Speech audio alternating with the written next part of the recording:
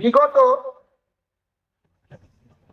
এক বছরে অর্থাৎ 15/3/2025 থেকে 26/1/2026 পর্যন্ত ঈদগাহের আয়দায়ের হিসাব পেশ করছি।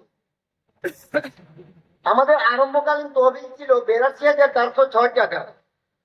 ঈদ উল ফিতরের জামাতে আদায় হয়েছিল 12,79,090 টাকা। ঈদ উল আজহার জামাতে আদায় হয়েছিল 13,52,860 টাকা। মহিলা মাদ্রাসার দুই ঈদের প্রতিশ্রুতি আদায় হয়েছিল 12,60,000 টাকা। সদস্য চাঁদা বাবদ আদায় হয়েছে 17,600 টাকা। ঈদগাহের প্রতিশ্রুতি আদায় হয়েছিল 6,300 টাকা। মোট হচ্ছে 39,98,256 টাকা।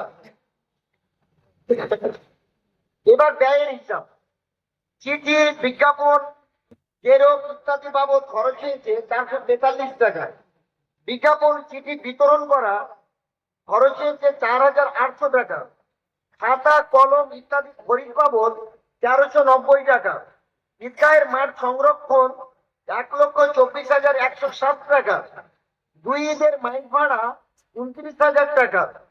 ইমাম সাহেবের পোশাক বাবদ 3 বছরের 15,000 টাকা। মহিলা মাদ্রাসার জন্য দেয় অর্থ 25,34,581 টাকা। মহিলা মাদ্রাসার জন্য আদায়কৃত প্রতিশ্রুতি অর্থ খরচ হয়েছে 12,60,000 টাকা। অবশেষকালীন তহবিল এখন বর্তমানে নগদ আছে 28,935 টাকা। সর্বমোট 39,98,256 টাকা। আসসালামু আলাইকুম। মাঠের দক্ষিণ দিকে এখনো কিন্তু কিছু জায়গা ফাঁকা আছে, আপনাদের কাছে বিশেষভাবে